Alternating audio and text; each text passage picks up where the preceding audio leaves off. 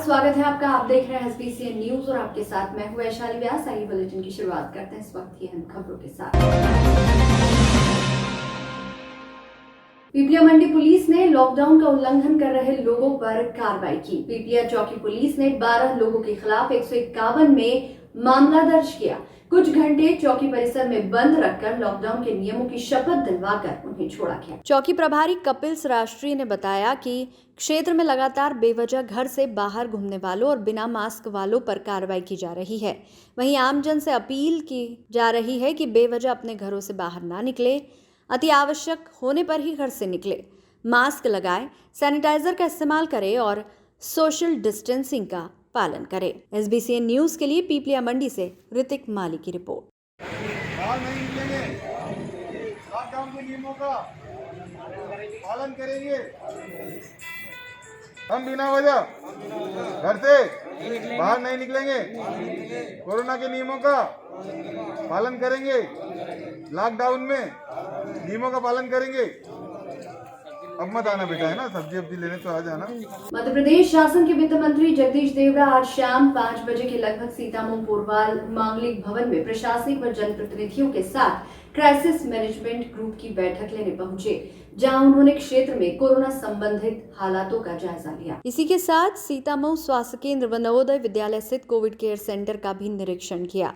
Sitamau crisis management group की बैठक में वित्त मंत्री जगदीश देवड़ा, गरोठ विधायक देवीलाल धाकड़, कलेक्टर मनोज पुष्प, पुलिस अधीक्षक सिद्धार्थ चौधरी, एसडीएम संदीप शिवा, थाना प्रभारी दिनेश प्रजापति भी मौजूद रहे। सीतामऊ क्राइसिस मैनेजमेंट ग्रुप की बैठक लेने पहुंचे वित्त मंत्री जगदीश देवड़ा को ब्लॉक कांग्रेस के प्रतिनिधि मंडल ने मुख्यमंत्री शिवराज सिंह चौहान और मंत्रिमंडल के सदस्यों को सद्बुद्धि के लिए हनुमान चालीसा भेंट की। साथ ही ज्ञापन में सीतामऊ नगर की चंबल पेयजल योजना का भी जिक्र किया, जो कि भ्रष्टाचार की भेंट चढ़ गई है, उसकी भी जांच की मांग की गई।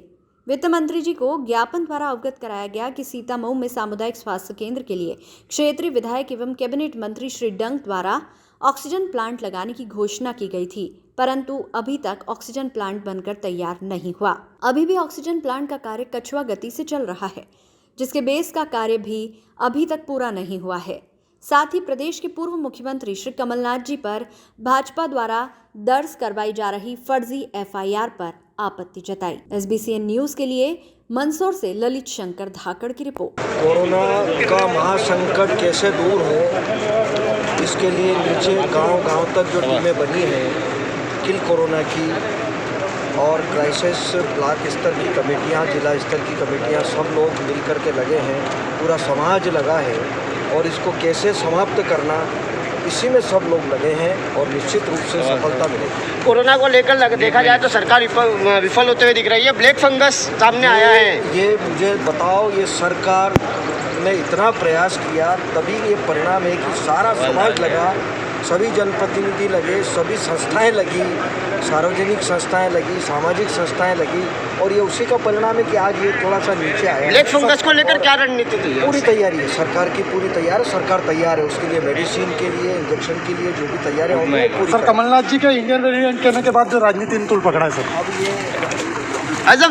ऐसा विपक्ष लगातार मौत के आंकड़े मांग रहा है। आज माननीय वित्त मंत्री जी को हमने सीतामऊ में कैबिनेट मंत्री हरदीप सिंह जी डंग ने 15 दिवस में ऑक्सीजन प्लांट चालू करने की घोषणा कही थी, किंतु इस बात को 25 दिन से ज़्यादा हो चुके हैं, ऑक्सीजन प्लांट अभी तक अस्तित्व में नहीं आया है। एक तो उस प्लांट के लिए हमने ज्ञापन दिया है, और दूसरा ज्ञापन हमने हनुमान चालीसा आज माननीय वित्त मंत्री जी को भेंट करी है। 40 हनुमान चालीसा हैं, जो हम ये चाह रहे थे उनसे कि माननीय मुख्यमंत्री जी एवं मंत्रिमंडल के सभी सदस्यों को ये हनुमान चालीसा दें, ताकि मंत्रिमंडल के सभी सदस्य एवं मुख्यमंत्री जी हनुमान चालीसा का पाठ करें, ताकि उनको सद्बुद्धि आए। क्योंकि माननीय कमलनाथ जी, जो कि मध्य प्रदेश की जनता की लड़ाई लड़ रहे हैं एवं सरकार की नाकामियों को उठा रहे हैं, इस वजह से सरकार ने राजनीतिक दुष्टता रखते हुए उनके खिलाफ गलत एफआईआर दर्ज की है, जो लोकतंत्र की हत्या है। मंगलवार सुबह प्राप्त जानकारी के अनुसार नीमच सिटी रोड स्थित मुक्तिधाम का निरीक्षण नीमच नगर पालिका के कोविड प्रभारी श्याम टांकवाल ने किया। दरअसल नीमच सिटी रोड मुक्तिधाम पर बने लकड़ी गोदाम के पीछे की तरफ 10 शव वेदियों का निर्माण किया जा रहा है। पूर्व में बनी वेदियों की सुरक्षा के लिए लगाई जालियां, इसका निरीक्षण करने टांकवाल पहुंचे थे, ताकि आवारा पशुओं से और अंतिम संस्कार में किसी भी तरह का व्यवधान उत्पन्न न हो। मुक्तिधाम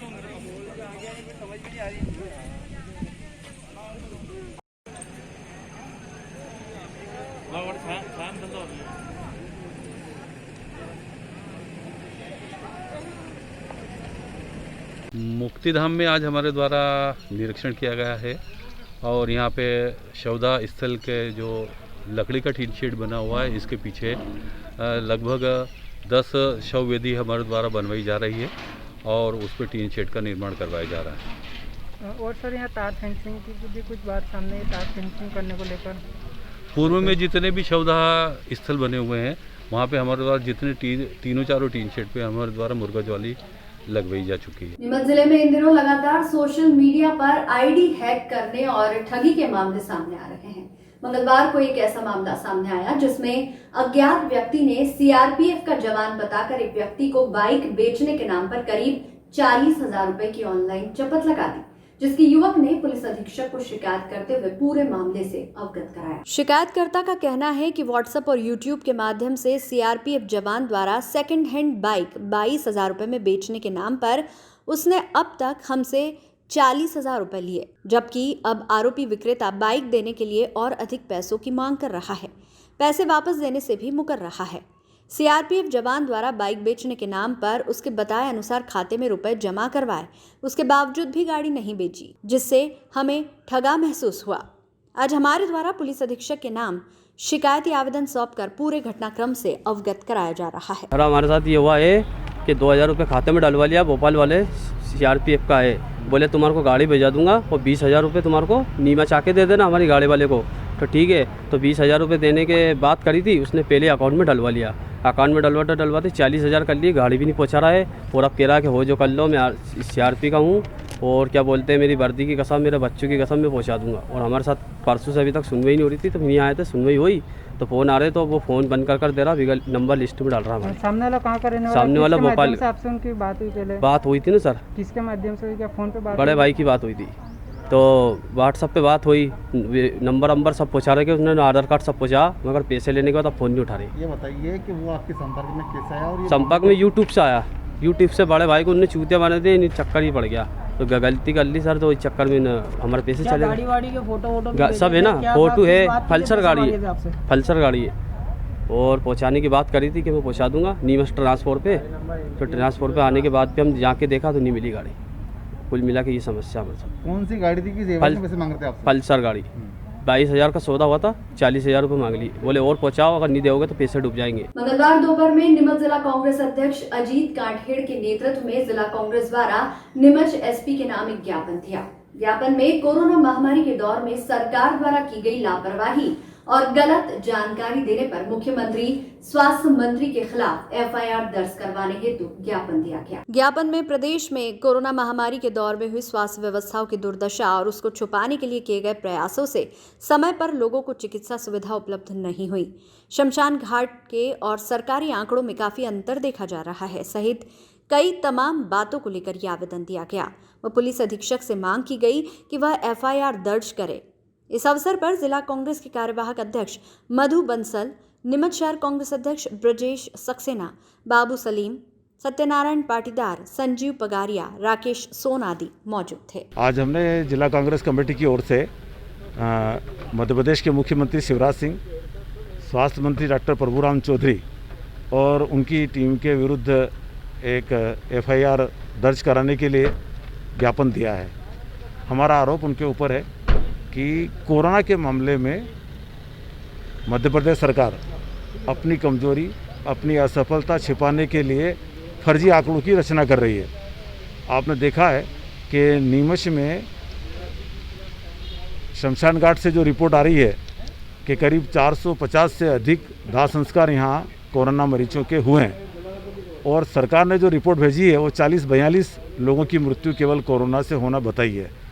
माने पूरे नीमच ज़िले के आंकड़ों का जो स्वरूप है वो ये है कि 100% डेथ हुई है और सरकार उसको 10% बता रही है, फर्जी आंकड़ों की रचना कर रही है। सबसे बड़ी बात तो ये कि जब कोरोना चला तब ध्यान नहीं दिया, न तो मेडिकल इक्विपमेंट की व्यवस्था करी, बेड की व्यवस्था नहीं करी, अस्पतालों में व्यवस्था नहीं करी, ऑक्सीजन की व्यवस्था नहीं हुई। रेमडेसिविर और ऑक्सीजन भारतीय जनता पार्टी के नेताओं और उनके कार्यकर्ताओं के घरों में पड़े रहे। जिसको ज़रूरत हो वो नेताजी के घर जाए तो वहाँ से रेमडेसिविर मिले, उनकी सिफारिश से रेमडेसिविर मिले। रेमडेसिविर बीजेपी के परिवार वालों लोगों ने ब्लैक में बेची और इस सारे खटकर्म का असर ये हुआ कि जो काम 2 महीने पहले शुरू करना था इन्होंने 2 महीने बाद शुरू किया। उसका परिणाम ये हुआ कि हर ज़िले में 200-200, 300-300 मौतें इनकी लापरवाही, भारतीय जनता पार्टी की सरकार की लापरवाही से हो गई। और उस सारी लापरवाही को छुपाने के लिए इन्होंने ये घोषणा करी है कि हम कोरोना से मृतक को 1 लाख रुपए का मुआवजा देंगे। तो आंकड़े ही आप गलत बना रहे हो, फर्जी आंकड़े बना रहे हो और उनसे बचने के लिए कमलनाथ जी के खिलाफ रिपोर्ट करा रहे हो। सबसे बड़ी बात ये कि जब से दमोह का रिजल्ट आया है, दमोह में कांग्रेस और भारतीय जनता पार्टी की जीत का जो अंतर है वो इतना बड़ा है कि शिवराज सिंह जी चौहान और उनकी भारतीय जनता पार्टी की जो है ज़मीन पैरों से जो है खिसक गई है। डरे हुए हैं, भयभीत है और कमलनाथ जी से डरे हुए हैं। उनको अब कमलनाथ जी का खौफ लग गया है। तो अब जब कमलनाथ जी का खौफ लग गया है तो क्या करते हैं, जब प्रतिपक्ष के नेता है रोज़ आड़े हाथों ले रहे हैं शिवराज सिंह जी को, रोज़ उनकी खामियां और कमजोरियां बता रहे हैं। आपने देखा होगा कि पूरे देश में एक बात छप रही है कि भारतीय जनता पार्टी के लोग अपनी छवि सुधारने के लिए एक मैनेजमेंट कार्यक्रम शुरू कर रहे हैं। इसका क्या मतलब होता है? इसका मतलब है छवि खराब हो गई है। छवि खराब कहाँ से हुई? कोरोना में नरेंद्र मोदी ने देश में और शिवराज सिंह ने प्रदेश में जो काम किया है उस काम से उनकी छवि खराब हुई है और उस छवि को सुधारने के लिए अब मैनेजमेंट कर रहे हैं। और मैनेजमेंट क्या कर रहे हैं?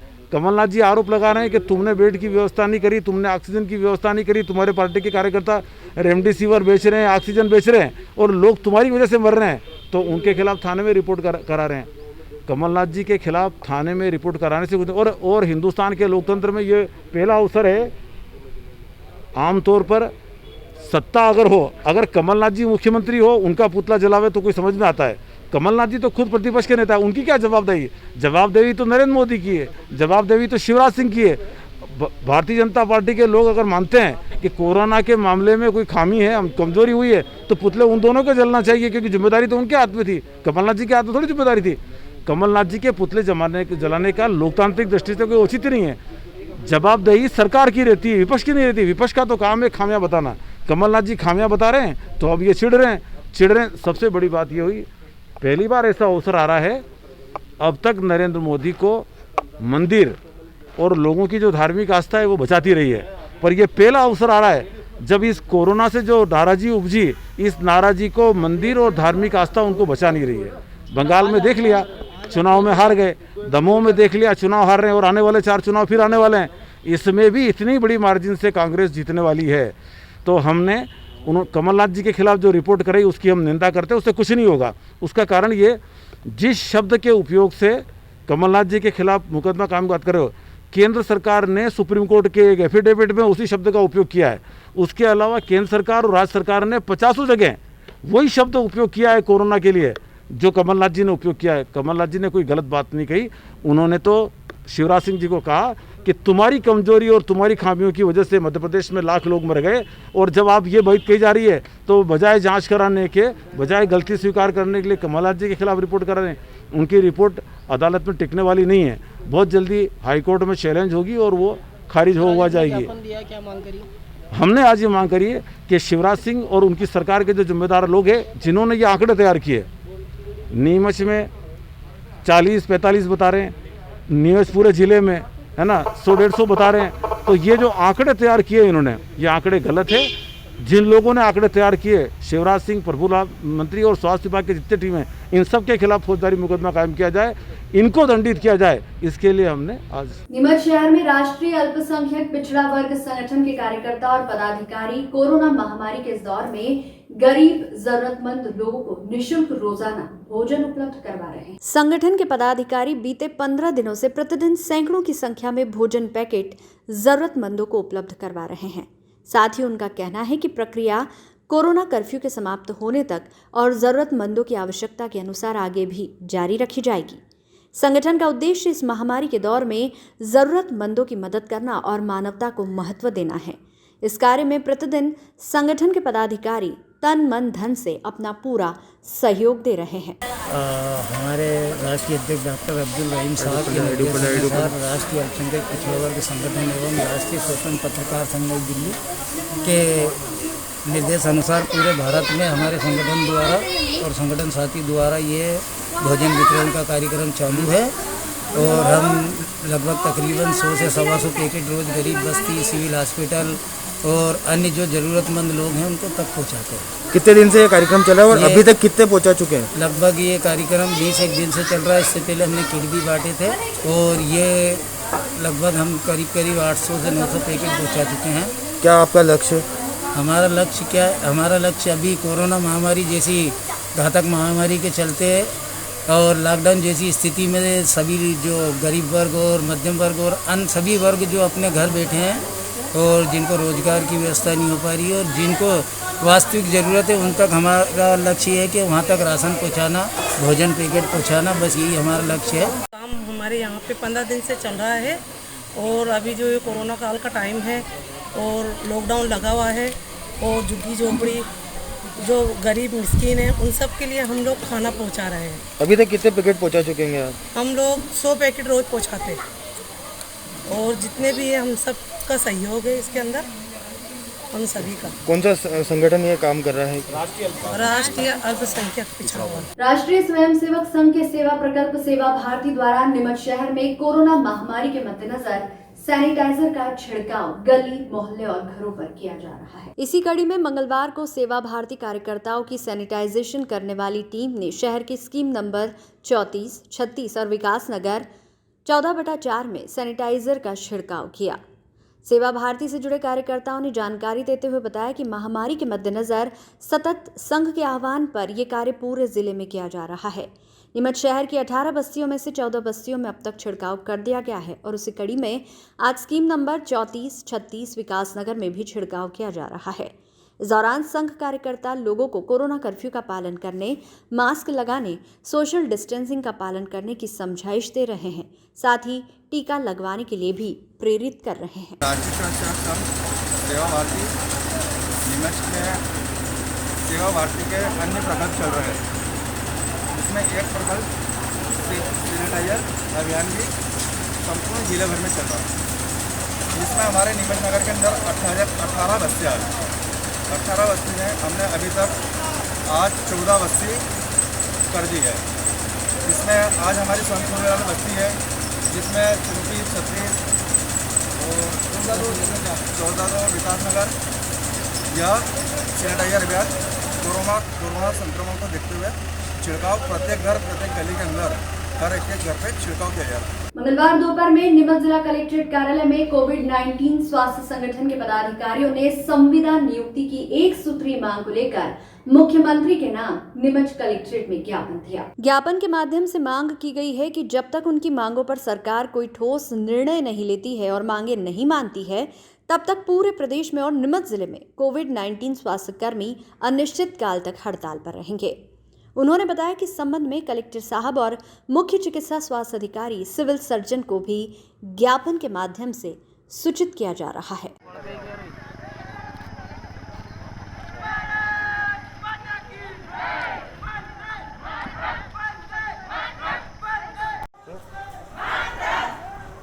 विषय कोविड-19 महामारी की रोकथाम के लिए नियुक्त किए गए अस्थायी कोविड-19 चिकित्सक, पैरामेडिकल स्टाफ, सपोर्टिव स्टाफ को राष्ट्रीय स्वास्थ्य मिशन के अंतर्गत संविदा। पिछले 1 वर्ष से इस महामारी में हम कोरोना में अस्थायी रूप से सेवा दे रहे हैं, जिसमें आयुष डॉक्टर, पैरामेडिकल स्टाफ तथा सपोर्टिंग स्टाफ हम सभी 1 वर्ष से इस कोरोना महामारी में सेवा दे रहे हैं। 1 वर्ष तक सेवा देने के पश्चात भी हमको अभी तक अस्थायी रूप से रखा गया है। तो हमारी शासन से एक ही मांग है कि हमको संविदा संविलियन किया जाए, जिससे कि हम सभी को हर माह एक वो भय रहता है कि कहीं वापस 1 माह करके ये एक्सटेंशन जो पिछली बार उन्होंने बढ़ाया था वो ऐसा एक्सटेंशन हम नहीं चाहते हैं। हम संविदा की एक एक सूत्रीय मांग हम करते हैं। इसमें हम प्रदेश स्तरीय हड़ताल के लिए उतरे हैं। आज हमने कलेक्टर साहब को ज्ञापन दिया है और अभी सिविल सर्जन और सीएमएचओ को ज्ञापन देंगे और उसके बाद हम कल सुबह प्रातः 8 बजे से पूरे सभी जिलों में एक साथ हड़ताल पर जाएंगे और जब तक हमारी मांगे पूरी नहीं होती है तब तक हम काम पर वापस नहीं लौटेंगे। अभी वर्तमान में जो नियुक्तियाँ दी गई थी उनमें 1 माह और 2 माह के लिए कर्मचारी कितना उचित मानते हैं? कोरोना में जो 1-1 माह और 2-2 माह की भर्तियाँ जो की जा रही है यह एक तरह से बहुत ही गलत है, क्योंकि कोरोना जैसी महामारी में 1-1 माह सेवा देने के पश्चात उनके परिवार और परिजन भी पॉजिटिव आते हैं और उनकी जान को भी खतरा रहता है। अगर 1 माह बाद अगर सरकार हमको बोल देती है कि अगर आपको संविदा पे नहीं रखेंगे या आपको हटा दिया जाता है तो फिर उनके परिवार का क्या होता है जिन्होंने अपने परिजन खोए हैं। क्योंकि हमारे कुछ साथी जिन्होंने अपने परिजन खोए हैं, डॉक्टर आशीष जी जैन, उन्होंने अपनी माता जी को कोविड काल में खोया है। अनिल रजवानिया ने अपने पापा को खोया है। इसी तरह से बहुत सारे स्टाफ हमारे पास है जिन्होंने अपने कोविड में कार्य के दौरान अपने परिवार में माता पिता को खोया है। उसके बाद भी हम लगभग सेवा कर रहे हैं। तो इसका हम सरकार से अनुरोध करते हैं कि हमको संविदा पे किया जाए। प्रदेश के वित्त, वाणिज्यिक कर, योजना, आर्थिक एवं सांख्यिकी विभाग के मंत्री जगदीश देवड़ा ने सोमवार सुबह सुशासन भवन स्थित सभा कक्ष में जिला स्तरीय क्राइसिस मैनेजमेंट समिति की बैठक ली। बैठक के दौरान उन्होंने प्रशासन को निर्देश देते हुए कहा कि प्रातः 6 से 9 बजे तक सब्जी, दूध, फल आदि को छूट प्रदान की जाए। ये छूट सिर्फ 3 घंटे की रहेगी। इसके पश्चात कोरोना कर्फ्यू का सख्ती से पालन करवाया जाए। वैक्सीन पर्याप्त मात्रा में सबको समय पर लगे, इसके लिए मुख्यमंत्री स्तर पर बात की जाएगी। शहर में दूध बेचने वाले लोगों का भी सैंपल लिए जाए। इस तरह के निर्देश प्रशासन को दिए गए। साथ ही मंत्री देवड़ा ने कहा कि समिति कोरोना कर्फ्यू खोलने के संबंध में कोई विशेष सुझाव दूरभाष पर भी प्रदान कर सकती है। कोविड-19 की टेस्टिंग करने के लिए जिले में 51 फीवर क्लिनिक बनाए गए हैं। ब्लैक फंगस के उपचार के लिए लाभ मुनि अस्पताल चिन्हित किया गया है। इसके साथ ही सीएमएचओ बंगला पर 10 बेड का अतिरिक्त वार्ड भी तैयार किया गया है। जिले में सभी विकासखंड एवं 440 पंचायतों में क्राइसिस मैनेजमेंट समिति गठन किया गया है। जिले में 6 ऑक्सीजन प्लांट बनाए जा रहे हैं जो आगामी 15 दिन में चालू हो जाएंगे। जिला अस्पताल में सिटी स्कैन मशीन का लाभ आम जनता को निःशुल्क जन सहयोग एवं जनप्रतिनिधि से मिलना प्रारंभ हो गया है। ब्लड सेपरेशन मशीन की शुरुआत हो गई है। जिले में गैस बेस्ड शमशान का निर्माण 46 लाख रुपए की जन भागीदारी की लागत से तैयार होगा। इसके लिए प्रक्रिया प्रारंभ हो गई है। जिला अस्पताल में वेंटिलेटर तथा बायपेप का उपयोग प्रारंभ हो गया है। बैठक के दौरान सांसद सुधीर गुप्ता, विधायक यशपाल सिंह सिसोदिया, कलेक्टर मनोज पुष्प, पुलिस अधीक्षक सिद्धार्थ चौधरी, सीईओ जिला पंचायत ऋषभ गुप्ता, अपर collector Narendra Rajawat, additional SP doctor Amit Verma, SDM Bihari Singh, तहसीलदार, भाजपा जिलाध्यक्ष नानालाल अटोलिया, विकास भंडारी, ब्रजेश जोशी, मेडिकल एसोसिएशन के डॉक्टर एवं अन्य सदस्य उपस्थित रहे। वहीं नीमच जिला कांग्रेस के प्रवक्ता भगत वर्मा ने मंगलवार को एक बयान देते हुए जिले के प्रभारी मंत्री और जिम्मेदारों पर सवाल खड़े करते हुए कोविड-19 वैक्सीनेशन प्रक्रिया को लेकर युवाओं की परेशानी को सामने रखा। दरअसल इन दिनों 18 से 44 वर्ष के लोगों का टीकाकरण कार्य जिले के विभिन्न स्थानों पर किया जा रहा है। ऐसे में भगत वर्मा ने कहा कि शहर के युवाओं को दूर दराज वैक्सीनेशन के लिए भटकना पड़ रहा है। नीमच जिले के साथ साथ आसपास के जिलों में भी युवा टीका लगवाने के लिए भटक रहे हैं। जिले के प्रभारी मंत्री को चाहिए कि वह ऐसी व्यवस्था करे कि जल्द से जल्द अधिक से अधिक युवा स्थानीय स्तर पर ही टीका लगवा सके। जिस मात्रा में टीके रोजाना लगाए जा रहे हैं नाकाफी है। चंद मिनटों में ही टीका लगवाने के स्लॉट बुक हो जाते हैं। इतना ही नहीं, जिले के दूर दराज स्थानों पर बनाए टीकाकरण केंद्रों पर भी शहरी युवा टीका लगवाने जा रहे हैं। इससे स्थानीय युवाओं में भी आक्रोश है। उनका कहना है कि बाहरी लोग यहां आकर टीका लगवा रहे हैं जबकि उन्हें प्राथमिकता मिलनी चाहिए। ऑक्सीजन प्लांट बनाने के लिए हमारे ज़िले के कोविड प्रभारी मंत्री श्री शकीला जैजा ने जो वादा किया था वो उन्होंने वादा अपना समय सीमा पर नहीं करा है। यह एक तरह से हमारे नीमच ज़िले के साथ छला हुआ है। लेकिन बड़े दुर्भाग्य बड़ा विडम्बना की बात है कि इतने कठिन समय के अंदर जो कोविड जब महामारी की तरफ फैल रहा था उस समय ही ऑक्सीजन जो है ऑक्सीजन प्लांट लग जाना चाहिए था। ऑक्सीजन नहीं मिलने के कारण नीमच ज़िले में लगभग इस 2 माह के अंदर लगभग 450 से 500 लोगों की मृत्यु हो गई और बड़ी दुविधा तो इस बात थी कि मरने वालों में अधिकतर महिलाएं और युवा हैं। इसके उपरांत भी इतनी मौत होने के उपरांत भी हमारे ज़िले के प्रभारी मंत्री को ऑक्सीजन प्लांट लगाने में इतनी देरी क्यों हो रही है, उसके पीछे क्या कारण है? छोटी छोटी जगह पर ऑक्सीजन प्लांट लग गए। नीमच के प्रभारी मंत्री हैं, उसके उपरांत भी अपने ज़िले में जो है वो ऑक्सीजन प्लांट नहीं लगा पा रहे हैं। इसका मतलब ये है कि उनकी रणनीति बिल्कुल विफल है और वो काम करने योग्य नहीं है। ऐसे मंत्री को अपने पद से तुरंत प्रभाव से त्यागपत्र देना चाहिए। दूसरी बात यह है कि वैक्सीन नीमच शहर के युवा दर दर भटक रहे हैं। इसके संबंध में भी हमारे ज़िले के प्रभारी मंत्री कोई चिंता नहीं है। आज एक नीमच शहर का युवा कोई निम्बाड़ा जा रहा है, कोई चित्तौड़ जा रहा है, कोई मंदसौर जा रहा है, कोई मनासा जा रहा है, कोई कहाँ जा रहा है, लेकिन हमारे शहर के युवा जो है वैक्सीन के लिए भटकते फिर रहे हैं। अभी जो केंद्र सरकार ने नई गाइडलाइन जारी हुई है, उस नई गाइडलाइन को ज़िले के प्रभारी मंत्री को हमारे ज़िले में तुरंत लागू करना चाहिए ताकि युवाओं को अधिक से अधिक जो है मतलब वो अपने वैक्सीन मिल सके। ये सरासर नगर पालिका प्रशासन की लापरवाही है और ये जो है मतलब नगर पालिका का प्रशासन जो है इसमें पूर्ण रूप से भ्रष्टाचार लिप्त है। ये मतलब जो है जलकुंभी बताते हैं निकालना, लेकिन जलकुंभी निकलती नहीं है। आज भी संजीवनी नाले में जलकुंभी है। वो जलकुंभी के कारण वहाँ के मतलब आसपास ये कॉलोनी के अंदर वहाँ कुओं के अंदर जो गंदा पानी जा रहा है। इस गंदे पानी जाने के कारण वहाँ पर किसी भी प्रकार का जो है मतलब संक्रमण रोग फैल सकता है। नगर पालिका को चाहिए कि जलकुंभी को तुरंत वहाँ से हटाना चाहिए संजीवनी नाले से। नीमच शहर में कई पुलिया ऐसी जो क्षतिग्रस्त हुई है, उनके भी टेंडर हुए हैं, लेकिन अभी तक उन पर कोई काम नहीं हुआ। ये टेंडर के होने के कारण जो है मतलब निर्माण कार्य नहीं होना, इससे स्पष्ट लगता है कि नगर पालिका के प्रशासक जो है मतलब पूर्ण रूप से लापरवाही बरत रहे हैं। जबकि बारिश का मौसम प्रारंभ होने वाला है, ऐसी परिस्थिति के जो है पुलियाओं का निर्माण कार्य बहुत जरूरी है ताकि कोई किसी प्रकार की दुर्घटना न घट सके। नीमच जिला कांग्रेस के प्रवक्ता भगत वर्मा ने मंगलवार को एक बयान जारी करते हुए जिले के प्रभारी मंत्री और सरकार के दावे पर सवाल खड़े किए हैं, जिसमें नीमच जिला चिकित्सालय स्थित ऑक्सीजन प्लांट को 30 दिन में बनकर तैयार होना था। वादे के मुताबिक इस प्लांट को 23 मई को पूरा हो जाना था, मगर अब तक मशीनों के अते पते नहीं है, जबकि इसके लिए जिला प्रशासन द्वारा पहले ही शेड बनाकर तैयार कर रखा है। भगत वर्मा ने समय पर कहा कि यदि यह ऑक्सीजन प्लांट समय पर नहीं बनता तो इसका औचित्य क्या है। साथ ही इसकी लेट लतीफी के कारण रोजाना इंदौर, रतलाम इत्यादि स्थानों से ऑक्सीजन गैस मंगाई जा रही है। इसका अतिरिक्त शासन को खर्च वहन करना पड़ रहा है। इस बुलेटिन में फिलहाल इतना ही। लगातार न्यूज अपडेट्स के लिए देखते रहिए SBCN न्यूज। नमस्कार।